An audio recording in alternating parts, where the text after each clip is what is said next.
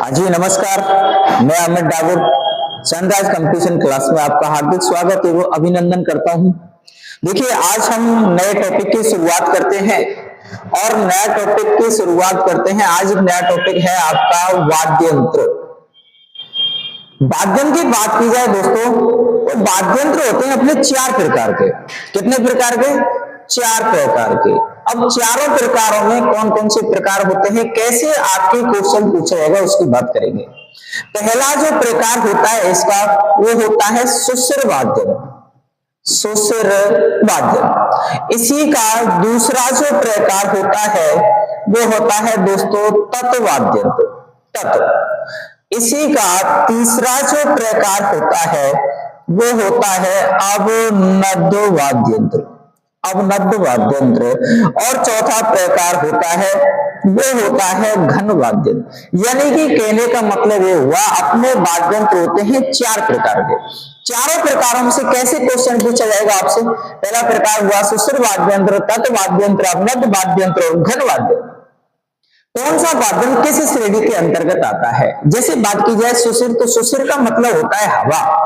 अब इसी से ही आपकी लैंग्वेज बन गई कि ऐसे वाद्य यंत्र जो हवा की सहायता से या किसी फूंक की सहायता से बजाए जाते हैं वो सुशिर वाद्य यंत्र कहलाते हैं।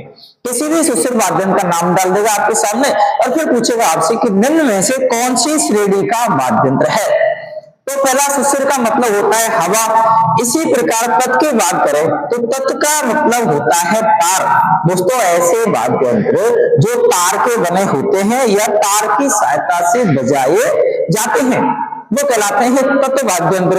और तीसरा जो प्रकार होता है इसका वो होता है अवनद। और अवनद का मतलब होता है भाइयों खाल। ऐसे वाद्य यंत्र जो खाल की सहायता से बने होते हैं या जिनके ऊपर खाल मड़ी होती है वो कहलाते हैं अपने अवनद वाद्य यंत्र।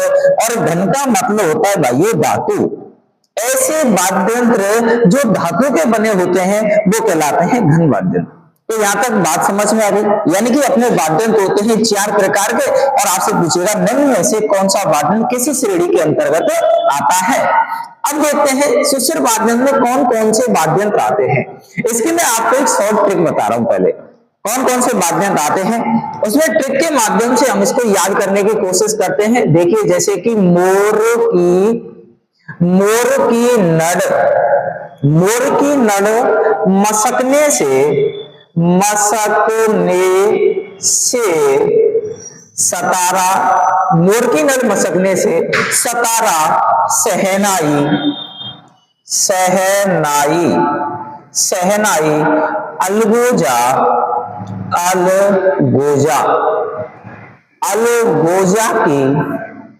अलगोजा की पुंगी बजती है।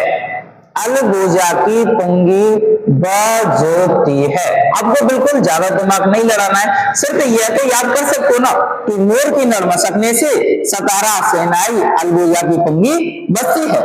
अब कौन कौन से वाद्य यंत्र बनते हैं इसे देखिए। जैसे कि मोर से बन जाएगा भाइयों मोरचंग, नड़, इसके बाद मसक, सतारा, सहनाई, अलगोजा और पुंगी। ये आपके वाद्य यंत्र हो गए सुशिर वाद्य यंत्र। इसमें भी क्वेश्चन कैसे पूछेगा? क्वेश्चन पूछेगा आपसे कि मसक वाद्य यंत्र निम्न में से कौन सी श्रेणी का होता है। तो सुशिर या तत्व या अवनद या घन, तो आपको तुरंत बता देना है कि सुशिर वाद्य यंत्र किस, ये मसक जो है वाद्य यंत्र है ये किस में आएगा? सुशिर के अंतर्गत आता है। अब बात करते हैं भाइयों तत् की भी मैं आपको एक छोटी सी ट्रिक बता दे रहा हूं। कौन कौन से किस प्रकार याद करने हैं। ऐसे वाद्य यंत्र जो तार के बने होते हैं या तार की सहायता से बजाए जाते हैं तत् वाद्य यंत्र कहलाते हैं। जैसा कि जरा सरक भाई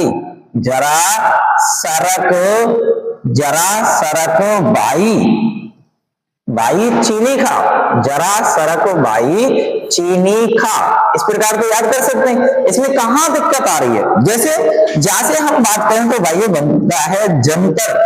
जा से बनता है जंतर तो रा से बना देंगे रावण हत्ता। रा से रावण हत्ता। इसके बाद सा से बनता है सारंगी। सा से बनेगा सारंगी तो रा से बनेगा रवाज। रा से बनेगा रवाज और का से बनेगा कमायचा। कहां से बनाना है आपको? कमायचा। इसी प्रकार बा से क्या बनेगा? तो बा से बना दो बपंग। बा से बपंग, ई से बनता है भाइयों एक तारा। कौन सा तारा? एक तारा। कौन सा तारा? एक तारा। ची से बनता है अपना चिकारा, चिकारा। और एक होता है ना से बना देंगे हम निशान, निशान। और खा से बनता है खम्मच, खम्मच। तो इस प्रकार अपने ये तत्व वाद्यंत्र कंप्लीट होते हैं, कोई दिक्कत वाली बात थोड़ी इसमें। इसे ट्रिक के माध्यम से हम और आसानी से अपना क्वेश्चन सही कर सकते हैं। एक बार देख लें, जंतर, रावणता, सारंगी, रवाज, कमायचा, बपंग, इक्तारा, चिकारा या निशान, खम्मच, ऐसे याद करना है। अब बात करते हैं अवनद्ध की। अवनद्ध वाद्यंत्र वो वाद्यंत्र होते हैं जिनके ऊपर खाल मड़ी होती है। इसको याद करने का तरीका क्या है? इसको आप 2-3 बार बोलेंगे तो तुरंत याद हो जाता है। बोलना कैसे? इसको 2 चरणों में आप बांट लीजिए। जैसे खंग, चंग, मृदंग, मादल, मेरे साथ आप बोलेंगे 2-3 बार सभी। ऑफलाइन और ऑनलाइन सभी स्टूडेंट जो बच्चे मुझे देख रहे हैं वो सभी बोलेंगे, बोलो खंग, चंग, मृदंग, मादल। दोबारा बोलो, खंग, चंग, मृदंग, मादल। पहला चरण ये हो गया। इसके बाद अगला चरण होता है ढोल, नगाड़ा, नौबत, माड़। ढोल, नगाड़ा, नौबत, माड़। तो 2 चरणों में बांट के आपको याद करना है। कैसे याद करना है? खंग, खंग के बाद आएगा चंग, खंग, चंग, मृदंग, मादल। एक रिदम बना लीजिए आप कि खंग, चंग, मृदंग, मादल। इसके बाद क्या आता है? इसके बाद और देख लेंगे। इसके बाद आता है दूसरा चरण। दूसरे चरण में याद करना है ढोल, नगाड़ा, ढोल, नगाड़ा, नौबत, नौबत, माड़। और ये हो गए भाइयों आपके, ये हो गए आपके अवनद्ध वाद्यंत्र। कैसे याद करना है? खंग, चंग, मृदंग, मादल, पहला चरण ये हो गया। और कैसे बोलना है सभी स्टूडेंट को? खंग, चंग, मृदंग, मादल, ढोल, नगाड़ा, नौबत, माड़। अच्छा, एक तरीका और देखते हैं इसका। मान लो आपको ऐसे भी याद नहीं होता है तो फिर मैं आपको बता देता हूं। जैसे कि एक ट्रिक बता देता हूं। मम्मी नानी, मम्मी नानी ने ढोल, मम्मी नानी ने ढोल खींच कर बजाया। ऐसे भी याद कर सकते हैं कि भाइयों मम्मी नानी ने ढोल खींच कर बजाया। अब देखो याद करते हैं इसमें। देखो माँ से क्या बनता है? तो माँ से बनता है मृदंग। अगली माँ से देखिए, माँ से बनता है मादल। अगली माँ से देखिए, माँ से बनता है माड़। तो मृदंग, मादल और माड़। इस प्रकार भी आप अपना क्वेश्चन सही कर सकते हो। देखिए ना से क्या बनता है? ना से बनेगा नगाड़ा, ना से बनेगा नौबत। इस नौबत, इस ना से कुछ नहीं है तो साइलेंट कर दो। और ढोल से बनता है ढोल, ढोल से बनता है ढोल। और खा से बनता है खंग, चा से बनता है चंग। इस प्रकार भी अपना क्वेश्चन आप सही कर सकते हो। तो इतना बड़ा कोई इश्यू नहीं है। बच्चों की शिकायत आती है कि सर ये याद नहीं होता, याद नहीं होता। कुछ भी इसमें याद करने के लिए ऐसी बात नहीं है। अब बात करते हैं भाइयों इसके अगले प्रकार की। अगला जो प्रकार होता है इसका वो होता है कौन सा प्रकार? घन। अवनद्ध के बाद होता है घन।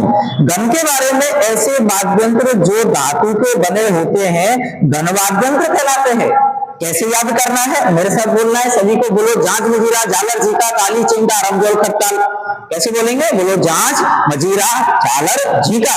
दोबारा बोलो जांच, मजीरा, झालर, झींका। इसके बाद पहला चरण। दूसरा चरण क्या होगा? थाली, चिमटा, रमझोल, खट्टाल। तो याद करते हैं सब। ऑफलाइन ऑनलाइन वाले सब बोलेंगे मेरे साथ में। कैसे बोलेंगे?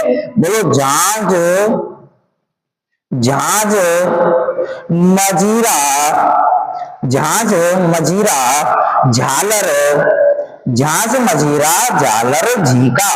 एक साथ रिदम से बोल के देखो। सभी मेरे साथ बोलेंगे। बोलो झांझ, मजीरा, झालर, झींका। तो झांझ, मजीरा, झालर, झींका। अगला चरण देखिए इसके का। अगला चरण होता है दोस्तों थाली, चिमटा, थाली, चिमटा। अगला होता है अपना रमझोल, रमझोल। और अगला होता है खड़ताल, खड़ताल। तो थाली, चिमटा, रमझोल, खड़ताल। इस प्रकार से हम याद कर सकते हैं। ये इसी टॉपिक का आपका चरण होता है पहला। कौन सा चरण है? पहला। दूसरे चरण में जब भी मैं आपको पढ़ाऊंगा नेक्स्ट क्लास में तो एक एक वाद्यंत्र के बारे में हम डिटेल से बात करेंगे। मोरचंद कब बजता है, कैसे बजता है, कहां बजाया जाता है, तो एक एक डिटेल से हम बातें करेंगे। आज की चर्चा यहीं समाप्त करते हैं। बहुत बहुत धन्यवाद। Thank you so much.